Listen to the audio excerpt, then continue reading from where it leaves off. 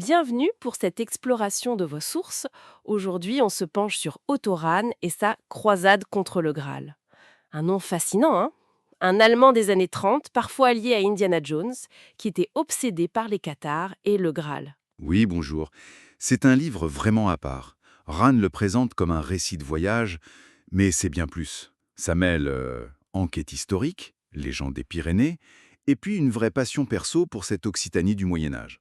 Une civilisation qu'on imagine brillante, avec les troubadours, les cours d'amour, mais fragile. Tout à fait.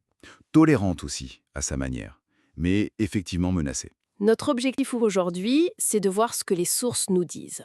Qui étaient vraiment ces cathares? C'était quoi ce Graal pour Rahn et Wolfram von Eschenbach? Et bon, pourquoi tout ça est fini dans le sang? Alors, plongeons un peu dans cette culture occitane. C'était le monde de la mort, de l'amour courtois, avec ses codes, les leis d'amour, très sophistiqués. La poésie, la musique, c'était central. On parle même du consolement des troubadours, ce baiser chaste, un symbole d'union spirituelle, c'est ça? Mais vous disiez fragile. Il y avait aussi une violence latente, non? L'histoire de Guillaume de Cabestin. Ah oui, l'histoire terrible du cœur mangé. Ça montre aussi la passion et la dureté de l'époque. Et au milieu de tout ça, il y avait les cathares. Eux s'appelaient les purs, les bons hommes, les bonnes femmes. Les purs. Qu'est-ce qui les définissait principalement? Leur foi. Exactement. Une foi basée sur un dualisme, disons, radical. Pour eux, il y avait deux principes dans l'univers. Un Dieu bon, pur esprit, créateur des âmes, et face à lui, un principe mauvais. Le diable, Lucifer. Oui, ou parfois, et c'était très choquant pour l'Église, il l'identifiait au Dieu créateur de l'Ancien Testament, celui qui avait créé le monde matériel, la chair, tout ce qu'il considérait comme une prison pour les âmes, qui étaient vus comme des anges déchus. D'accord, donc une opposition totale au monde matériel et du coup à l'Église catholique, ses rites, ses richesses. Tout à fait. Il rejetait les sacrements catholiques. Pour eux, le seul vrai sacrement, c'était le consolamentum. Attention, à ne pas confondre avec le baiser troubadour dont on parlait. Ah oui, le nom ressemble. C'était quoi ce consolamentum alors? C'était un baptême par l'imposition des mains, par l'Esprit Saint. On le recevait souvent à l'article de la mort, mais certains le recevaient plus tôt et devenaient des parfaits ou parfaites. Et c'est parfait, il menait une vie très stricte, j'imagine. Très ascétique, oui. Végétarisme, pacifisme absolu, il refusait de tuer même un animal, chasteté.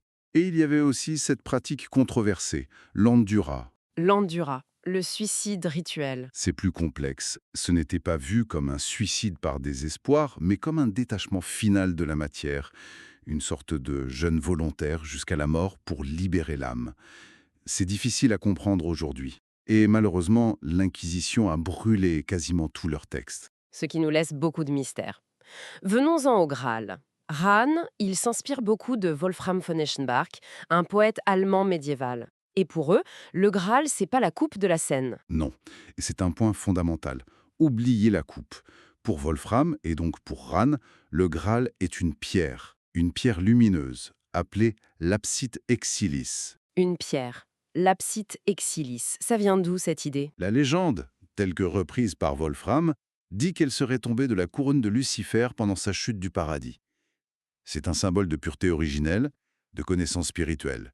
Rahn y voyait des liens avec des mythes plus anciens, perses, celtiques, la pierre manie en Orient. Fascinant. Une pierre céleste. Et Rahn pense savoir où elle se trouvait. Oui, et c'est là qu'il fait le lien avec les cathares. Pour lui, le château du Graal, le mont Salvage de Wolfram, c'est Montségur, la forteresse cathare. Montségur, le dernier refuge. Et il y associe une figure féminine, c'est ça? Esclarmonde de foi. Exactement.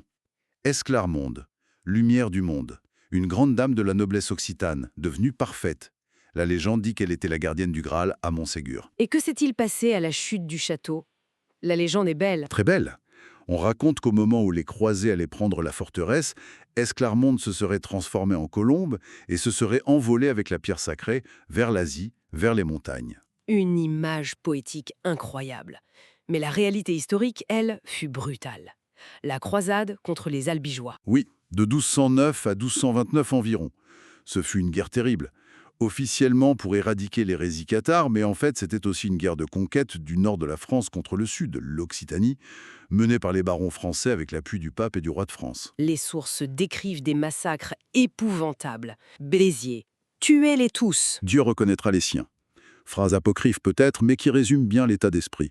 Le siège de Lavoir aussi, la dame Guéraud jetée dans un puits, et puis Montségur. La chute de Montségur en 1244.